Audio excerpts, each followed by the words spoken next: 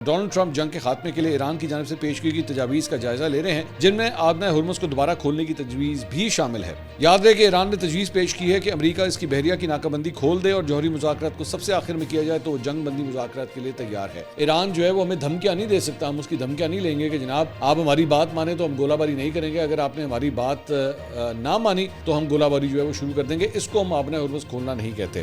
Putin نے ایرانی وزیر خارجہ کو مکمل حمایت اور تعاون کی یقین دہانی کرواتے ہوئے کہا ہے کہ ہم اپنی طرف سے ہر وہ کام کریں گے جو آپ کے مفاد اور خطے کے تمام لوگوں کے مفاد میں ہو تاکہ جلد از جلد امن حاصل کیا جا سکے۔ دو مختلف آپشنز ہیں جس کے اوپر ایران کام کر رہا ہے: سفارتکاری کی طرف واپسی یا امریکہ اور اسرائیل کے ساتھ جنگ کا دوبارہ آغاز۔ اوبیسلی یہی دو ایک رستے جو ہیں وہ ہمیں نظر آ رہے ہیں کہ اگر کچھ ہوگا تو اسی کے اندر ان دونوں میں سے کوئی ایک آپشن جو ہے وہ چوز کیا جائے گا۔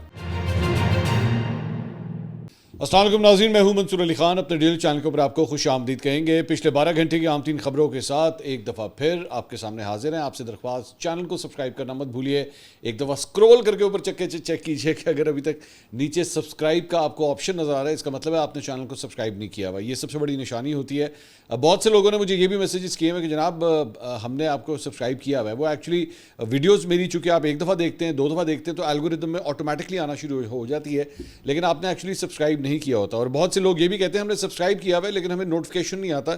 اس کی ریزن یہ ہے کہ بالکل اس کے ساتھ ایک گھنٹی کا نشان بنا ہے، اسے بیل آئیکن کہتے ہیں۔ اگر آپ اس کو پریس کریں گے تو تب اس کا نوٹیفیکیشن آپ کو آیا کرے گا، تو اس کو ضرور پریس کریں۔ اگر آپ نے سبسکرائب بھی کیا ہوا تو بیل آئیکن کو ضرور پریس کیجئے اور اس کے بعد آل ویڈیوز کی آپشنز کو جو ہے وہ پریس کریں تاکہ آپ کو ہر دفعہ نوٹیفیکیشن ملتا رہے کہ ہاں جی ہماری ویڈیو جو ہے وہ ریلیز کی گئی ہے۔ تو یہ چھوٹی سی چیزیں، اور ساتھ ہی ساتھ لائک ضرور کیا کریں اگر آپ کو ویڈیو پسند ہے۔ میں یہ نہیں کہہ رہا ہمیں بلا وجہ لائک کر دیں، اگر آپ کو ہماری ویڈیو پسند ہے تو پھر آپ اس کو لائک کیا کریں، اور اگر کبھی کبھار اپنی رائے دینا چاہیں تو کامنٹ ضرور کریں۔ بہت سے لوگوں کی میں رائے جو ہے مجھے ملتی رہتی ہے، اور کچھ تو بڑے مزے کی عجیب قسم کی ہوتی ہے۔ مجھے پچھلے دنوں ایک میسیج آیا ایک خاتون کا تھا، انہوں نے کہا کہ میرے والد صاحب جو ہیں وہ آپ کے بہت بڑے فین ہیں اور روزانہ صبح شام جو ہے وہ آپ کی ویڈیو دیکھتے ہیں، تو آج ان کی سالگرہ ہے، مزہ آ جائے اگر آپ انہیں سالگرہ مبارک جو ہے وہ دیں۔ تو پھر میں نے ان کو خاص طور پہ پورے ایک پیراگراف کا ہیپی برتھ ڈے کا وش جو ہے میں نے ان سے کیا تھا۔ تو آپ بھی اپنی رائے سے جو ہے وہ ہمیں ضرور آگاہ کریں۔ ہم سے غلطی کہاں ہوتی ہے وہ بھی ہمیں بتائیے۔ ہم ظاہری بات ہے آپ ہمیں سکھائیں گے، بتائیں گے تو پھر ہی ہم سیکھیں گے، بہتر کر سکیں گے، تو اپنی رائے سے بھی ہمیں آگاہ ضرور کیا کریں۔ اچھا جی، پچھلی ویڈیو میں ہم نے آپ کو بتایا تھا کہ ایران کی جانب سے جناب امریکہ کو جو ہے وہ تجاویز بھجوائی گئی ہیں اور وایا پاکستان، یہ پاکستان کے ذریعے جو ہے ایران کی جانب سے بھیجی گئی ہیں۔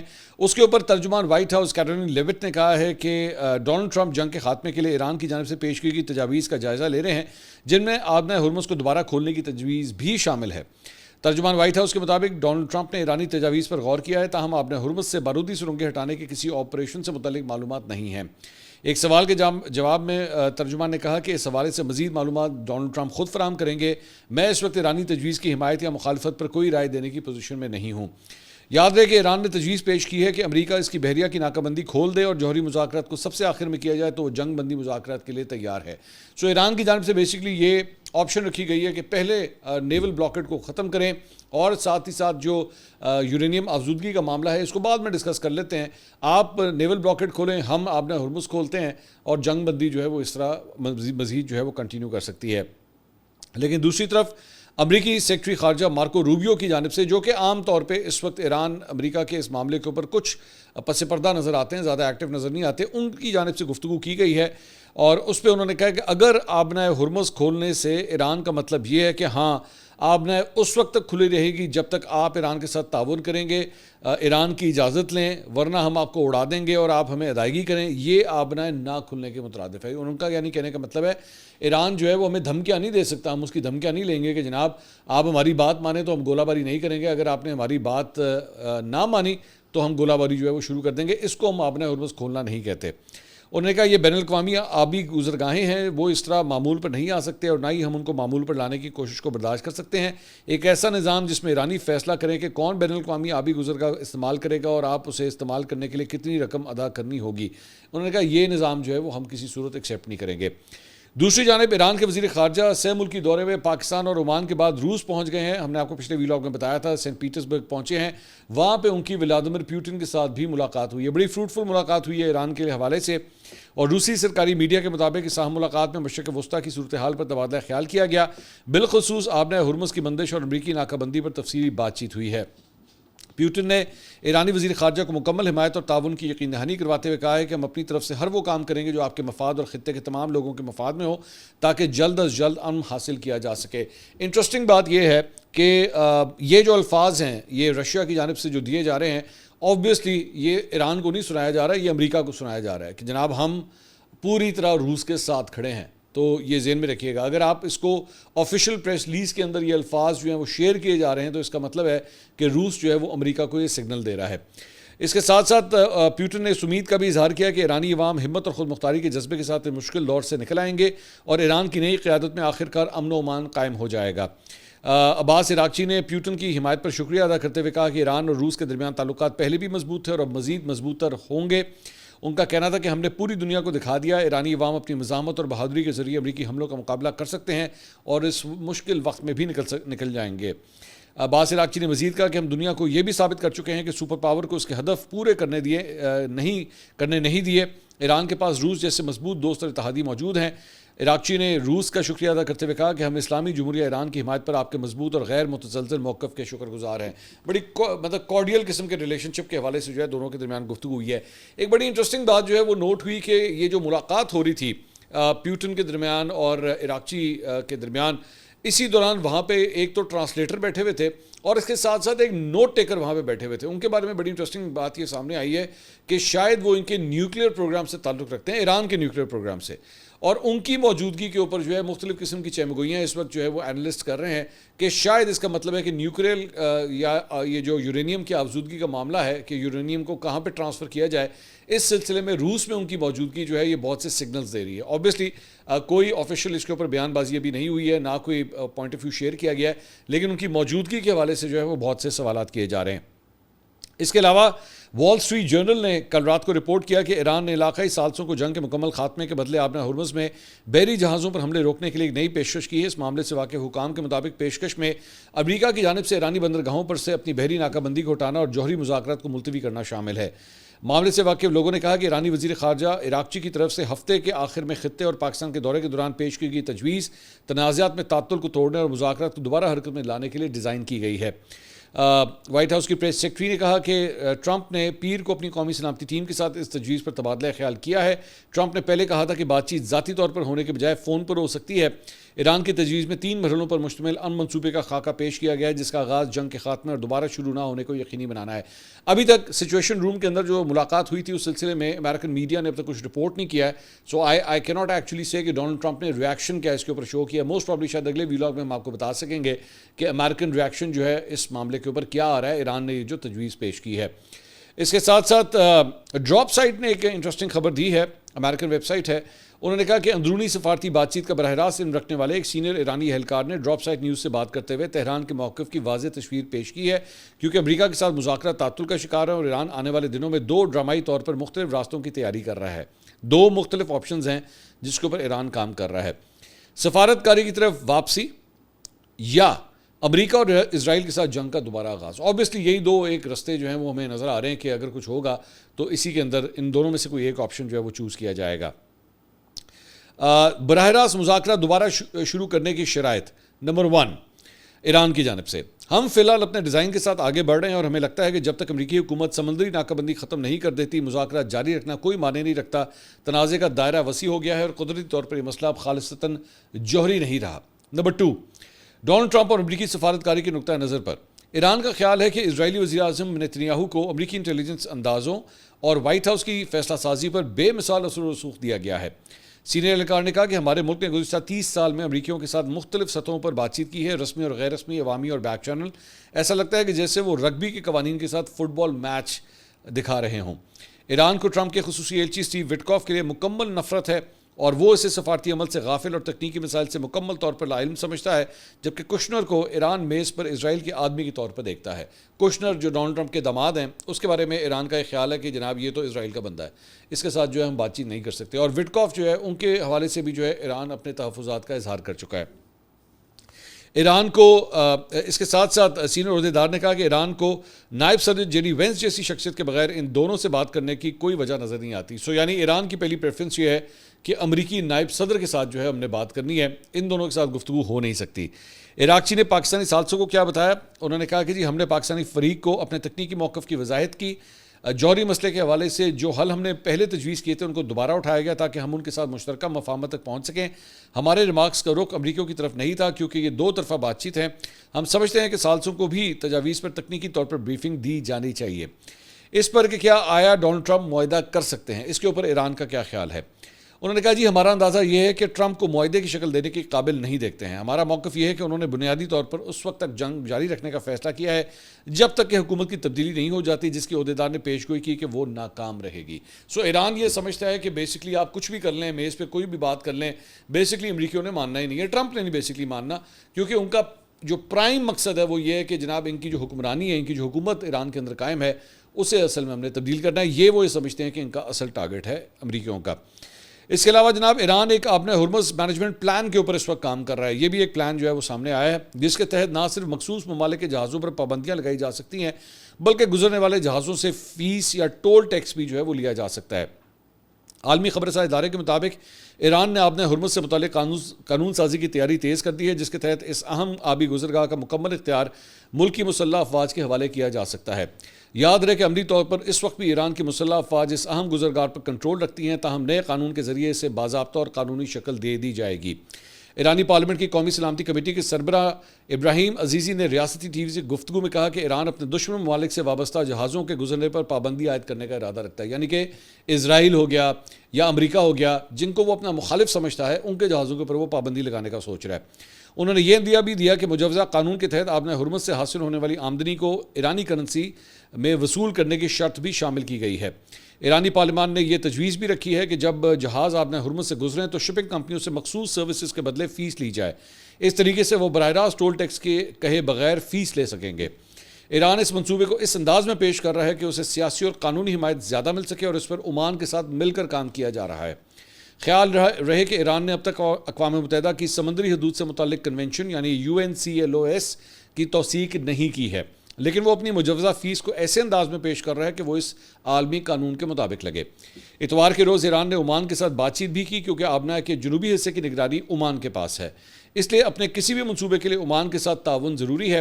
اس لیے دونوں ممالک چاہتے ہیں کہ انہیں اقوام متحدہ اور انٹرنیشنل میری ٹائم آرگنائزیشن کی حمایت بھی حاصل ہو. ایران اسے یک طرفہ اقدام کے طور پر پیش نہیں کر رہا. دوسری طرف برطانیہ اور یورپی ممالک اس قسم کی فیس کے خلاف ہیں. وہ جو اسے آزادی جہاز رانی کے خلاف سمجھتے ہیں جس کا مطلب ہے کہ یہ کسی بھی آبی گزرگاہ سے راستہ مفت ہونا چاہیے. اس پوائنٹ کے اوپر یورپ اور امریکہ ایکچولی ساتھ ہے. یورپ, امریکہ اور مڈل ایسٹ کی کنٹریز یعنی کہ سعودی عربیہ وغیرہ وہ سارے ایک ساتھ ہیں کہ جناب کسی قسم کی فیس نہیں ہم نے دینی. ایران اگر پیسے لینے کی کوشش کرتا ہے یہ ہم نے نہیں ماننا. سمندری قانون کے آرٹیکل 26 کے مطابق کوئی ساحلی ملک صرف جہازوں کے گزرنے پر فیس نہیں لے سکتا, لیکن اگر وہ کسی خاص سروس جیسے رہنمائی, سیکیورٹی یا بندرگاہی سہولت فراہم کرے تو اس کے بدلے فیس لی جا سکتی ہے. تاہم اس کے لیے بھی شرط یہ ہے کہ یہ سب کے لیے یکساں ہو, امتیازی نہ ہو اور فیس حقیقی سروس کے بدلے ہو, نہ کہ کسی مصنوعی خطرے سے تحفظ کے نام پر اینٹھی جائے. ایران کا مزید کہنا ہے کہ اس کی پابندیاں مکمل ناکہ بندی نہیں بلکہ صرف دشمن ممالک کے جہازوں کے خلاف احتیاطی اقدامات ہیں کیونکہ یہ گزرگاہ اس کی علاقائی حدود سے گزرتی ہیں. ایران کا یہ بھی دعویٰ ہے کہ وہ اقوام متحدہ کے چارٹر کے آرٹیکل 51 کے تحت اپنے دفاع میں یہ اقدامات کر رہا ہے اور اس کا موقف ہے کہ جو جہاز دشمنی میں ملوث ہوں ان پر بے ضرر گزرنے کا قانون لاگو نہیں ہوتا. یعنی انوسنٹ پیسج جو ہے وہ نہیں دیا جا سکتا جن کو وہ اپنا دشمن ملک سمجھتا ہے. واضح ہے کہ دنیا کی تقریباً 20% تیل کی ترسیل اسی آبنہ ہرمز سے ہوتی ہے جس کی چوڑائی کم ترین مقام پر صرف 21 ناٹیکل مائل ہے. تو یہاں پہ ایران کیا پلان کر رہا ہے یہ سامنے آئی ہے خبر. اس کے علاوہ ایرانی پارلیمنٹ کے اسپیکر باقر قلیباف نے دعویٰ کیا ہے کہ امریکہ اور اسرائیلی حملوں کے رد عمل میں ملک بھر میں شروع کی گئی جان فدا عوامی مہم میں 3 کروڑ افراد جو ہے وہ اب تک رجسٹر ہو چکے ہیں. اس سے پہلے 2.5 کروڑ کا فگر آیا تھا, اب اس کی تعداد جو ہے وہ مزید بڑھ گئی ہے. اس کے علاوہ جناب دی اٹلانٹک نے ایک خبر دی ہے, امریکن میڈیا آؤٹلیٹ ہے, کہ بند کمرے کے اجلاسوں میں جے ڈی وینس جو امریکی نائب صدر ہیں نے بار بار محکمہ دفاع کی جانب سے ایران میں جنگ کی تصویر کشی پر سوال اٹھایا ہے. انتظامیہ کے 2 سینئر عہدیداروں نے بتایا کہ نائب صدر نے جنگ کے بارے میں پینٹاگون کی فراہم کردہ معلومات کی درستگی کے بارے میں استفسار کیا ہے. صورتحال سے واقف کئی لوگوں نے بتایا کہ وینس نے ڈونلڈ ٹرمپ کے ساتھ بات چیت میں بعض میزائل سسٹم کی دستیابی کے بارے میں بھی اپنے خدشات کا اظہار کیا ہے. اور ہتھیاروں کے ذخائر میں ڈرامائی کمی کے نتائج ممکنہ طور پر سنگین ہیں۔ امریکی افواج کو چین کے خلاف تائیوان، شمالی کوریا کے خلاف جنوبی کوریا اور روس کے خلاف یورپ کا دفاع کرنے کے لیے انہی ذخیروں کو استعمال کرنا ہوگا۔ سیکرٹری دفاع پیٹ ہیگسیت اور جوائنٹ چیف آف سٹاف کی سربراہی کرنے والے جنرل ڈین کین نے دونوں نے عوامی طور پر کہا ہے کہ امریکی ہتھیاروں کے ذخیرے مضبوط ہیں، اور انہوں نے 8 ہفتوں کی لڑائی کے بعد ایرانی افواج کو ہونے والے نقصان کو سخت قرار دیا ہے، لیکن اندرونی جائزوں سے پتہ چلتا ہے کہ ایران اب بھی اپنی زیادہ تر فوجی صلاحیت کو برقرار رکھتا ہے اور امریکی افواج نے اہم ہتھیاروں کا ایک اہم حصہ استعمال کیا ہوا ہے۔ اس کے علاوہ ایران کو ایک اور جگہ سے بھی سپورٹ آئی ہے، اور جرمنی کے چانسلر نے کہا ہے کہ امریکہ کے پاس ایران کے ساتھ جنگ کے حوالے سے کوئی حکمت عملی موجود نہیں ہے اور نہ ہی اس جنگ سے نکلنے کا کوئی راستہ ہے۔ جرمنی کے چانسلر نے کہا کہ ایرانی نہ صرف مذاکرات میں مہارت رکھتے ہیں بلکہ بعض اوقات وہ مذاکرات نہ کر کے بھی برتری حاصل کر لیتے ہیں، جیسے امریکی وفد اسلام آباد گیا مگر بغیر کسی نتیجے کے واپس لوٹ گیا۔ انہوں نے مزید کہا کہ میرے خیال میں امریکہ اس جنگ کو جلد ختم نہیں کر سکے گا کیونکہ ایرانی قیادت توقع سے زیادہ مضبوط ثابت ہوئی ہے، جبکہ امریکہ کے پاس مذاکرات کے لیے کوئی خاص مؤثر یا قابل اعتماد حکمت عملی بھی نظر نہیں آتی۔ فیڈرک مرز نے کہا کہ امریکہ نے ایران جنگ میں داخل ہونے سے پہلے واضح اہداف طے نہیں کیے، جو ایک بڑی خامی ہے۔ انہوں نے عراق اور افغانستان کی جنگوں کا حوالہ دیتے ہوئے کہا کہ جنگ سے انخلاء کی حکمت عملی بنائے بغیر کسی بھی جنگ میں جانا ہمیشہ نقصان دہ ثابت ہوتا ہے۔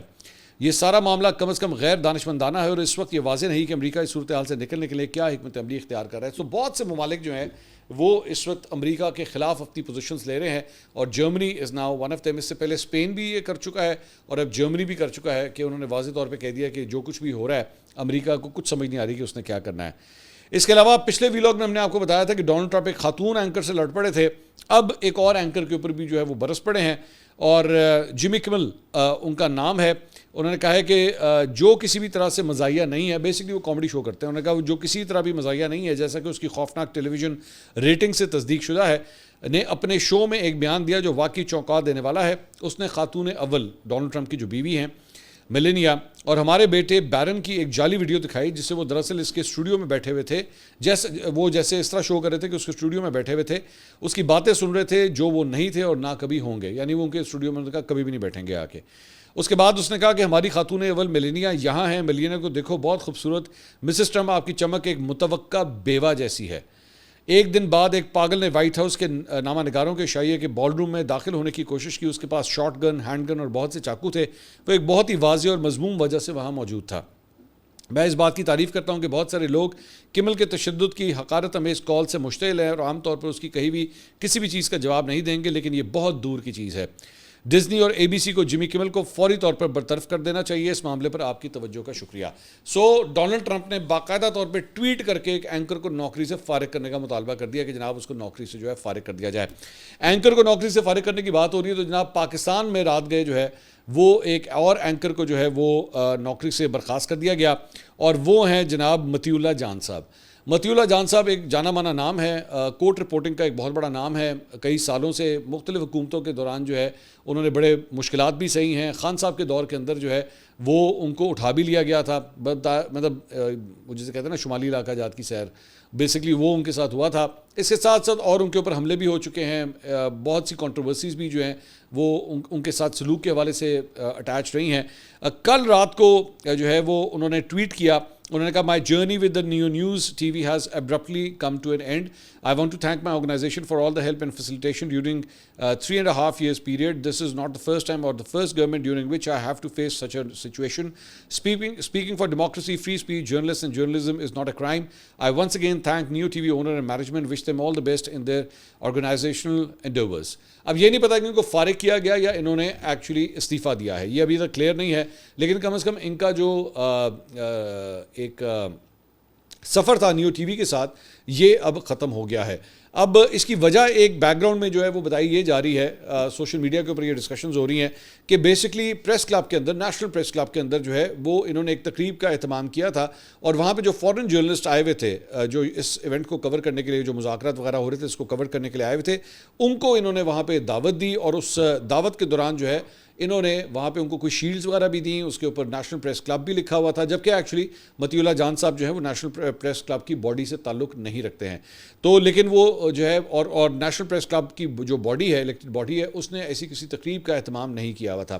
تو انہوں نے جو ہے وہ تقریب منعقد کی. اس کے بعد ان کی جانب سے اور بھی 2-4 صحافی جو وہاں پہ موجود تھے, ان کی جانب سے موجودہ حکومت نے جرنلزم کے حوالے سے یا میڈیا کے حوالے سے جو رائے رکھی ہے یا جس طرح برتاؤ کیا ہے اس کے اوپر انہوں نے تنقید بھی کی. تو بعد میں جو ہے وہ جو جرنلسٹ وہاں پہ آئے ہوئے تھے, دیور آئی تھنک ناٹ فلی, ان کو پتہ نہیں تھا کہ یہ تقریب ایکچولی منعقد کس نے کی ہوئی ہے. اس میں سے ایک جرنلسٹ جو ہیں کیٹلن ڈونباس, انہوں نے ایکچولی یہ ٹویٹ کیا. انہوں نے کہا, did anyone ask the foreign journalist whose photos are now associated with this how they feel about it. Personally, I feel deceived and used. I would have enjoyed learning more about the media landscape privately, but our images were blasted out in association with a political statement implying our solidarity in criticizing a foreign government in which we are guests. انہوں نے کہا کہ ہماری وہاں پہ موجودگی, اس تقریب کے اندر موجودگی, اور اسے تاثر یہ گیا ہے کہ جیسے موجودہ حکومت جس نے ایکچولی ہمیں فیسیلیٹیٹ کیا ہے, جس نے جو ہے ہمارے ساتھ یہاں پہ تعاون کیا, جیسے ہم اس تقریب میں وہاں پہ کھڑے ہو کے جو ہے اس نوشن کو, اس موقف کو ہم سپورٹ کر رہے ہیں. تو انہوں نے کہا مجھے اس طرح لگ رہا ہے کہ مجھے دھوکہ دیا گیا ہے. اب یہی بیسکلی وہ پوائنٹ تھا کہ جس کے اوپر ایک سائڈ جو ہے وہ مطیع اللہ جان کے اوپر اس بات پہ بھی کرٹیسزم کر رہی ہے کہ آپ کو ایسے موقع کے اوپر جو ہے فورن جرنلسٹ کو بیچ میں انوالو نہیں کرنا چاہیے تھا. آپ اپنی رائے جو مرضی رکھیں, تقاریب کریں, کچھ بھی کریں, لیکن فورن جرنلسٹ کو جو ہے کم از کم بلا کے یہ سب کچھ نہیں کیا جانا چاہیے تھا. اس کے علاوہ جناب کرکٹ کے حوالے سے خبر یہ ہے کہ وزیر اعظم شہباز شریف نے پاکستان سپر لیگ کے پلے آف میچز میں تماشائیوں کو اسٹیڈیم آنے کی اجازت دے دی ہے. اس سے پہلے فائنل کے لیے جو ہے وہ اجازت دی گئی تھی. اب پلے آف سیکشن جو میچز ہیں اس کے لیے بھی اجازت دے دی ہے. اور محسن نقوی صاحب نے ایکچولی ان سے ملاقات کی تھی, اور اس ملاقات میں جو ہے انہوں نے انہیں کنونس کیا کہ جناب ان میچز کے لیے بھی جو ہے وہ الاؤ کیا جائے. نیشنل اسٹیڈیم کراچی میں کھیلے جانے والے کوالیفائرز کے لیے ای ٹکٹ کی فروخت کا سلسلہ شروع ہوا ہے. تاہم ٹکٹوں کی خریداری میں غیر معمولی دلچسپی کا مظاہرہ دیکھنے میں آیا ہے. ای ٹکٹس کی خریداری میں صارفین کو مشکلات کا سامنا ہے. آن لائن فروخت کرنے والی ٹکٹ سائٹ کے سرورز جو سرورز تھے وہ اتنی زیادہ ڈیمانڈ تھی کہ وہ بیٹھ گئے. اس کے ساتھ ساتھ پولیٹکس کے حوالے سے بھی آپ کو ایک خبر دے دیں, اور وہ یہ ہے کہ جناب آج یعنی کہ عمران خان صاحب سے ملاقات کا دن ہے. 6 وکلا کی ٹیم کا نام جو ہے وہ اڈیالہ جیل میں جمع کروایا گیا ہے, جس میں بیرسٹر گوہر علی خان, سلمان اکرم راجہ, خالد یوسف چودھری, نعیم پنچوتا, راجہ ہارون الرشید, تابش فاروق جو ہے وہ شامل ہیں. لیکن آپ جانتے ہیں کہ ملاقاتیں آج کل عمران خان صاحب سے ہو نہیں رہیں. اس کے علاوہ کل اسٹیٹ بینک آف پاکستان نے جناب شرح سود کا اعلان کر دیا ہے, مانیٹری پالیسی کا اعلان کیا, اور اس کے اندر شرح سود جو ہے اسے 1% بڑھا دیا ہے. کئی تجزیہ کاروں کا ایک خیال تھا کہ شاید انکریز نہیں ہوگی, کچھ کا کہنا تھا شاید آدھا پرسنٹیج جو ہے وہ انکریز ہوگی, لیکن یہ انڈیکیٹ کرتا ہے کہ مہنگائی کتنی زیادہ ہو گئی ہے کہ اسٹیٹ بینک کو ایکچولی اسے بڑھانا پڑا ہے. پچھلے کئی ادوار سے جو ہے یہ مانیٹری پالیسی کی جو وہ ہوتی تھی میٹنگز, تو اس کے اندر جو ہے وہ شرح سود کم ہو رہی تھی, لیکن جب سے جنگ ہوئی ہے تو پہلے سے پریڈکشنز آنا شروع ہو گئی تھیں کہ شرح سود جو ہے وہ اوپر جائے گا, اور ویسے ہی ہوا ہے کہ شرح سود جو ہے وہ انکریز کر دیا گیا ہے. اور معاشی ماہرین کی جانب سے شرح سود میں اضافے کی بڑی وجہ جو ہے مشرق وسطیٰ کی جنگ کے باعث پیٹرولیم مصنوعات کی قیمتوں میں اضافے اور عالمی مارکیٹ میں معاشی بے یقینی کی صورتحال کو قرار دیا گیا ہے. اب اس کی وجہ سے اوبیسلی جب انٹرسٹ ریٹ انکریز ہوتے ہیں اوور آل بزنس کے اوپر بھی اس سے فرق پڑتا ہے, اور ظاہری بات ہے ڈسکریج ہوتے ہیں لوگ کہ وہ قرضہ لیں, یا اس کا اثر خاص طور پہ ان سیکٹرز کے اوپر بھی ہوتا ہے, مثال کے طور پہ آٹو موبائل سیکٹر یا پھر گھر بنانے کا سیکٹر, کنسٹرکشن کا سیکٹر, جہاں پہ لوگ قرضوں کے اوپر جو ہے وہ مطلب یہ اشیاء جو ہے وہ خریدتے ہیں, تو ظاہری بات ہے ان کی سیلز کے اوپر بھی جو ہے اس سے فرق پڑے گا. اگلی ویڈیو میں آپ سے دوبارہ ملاقات ہوگی. اللہ حافظ.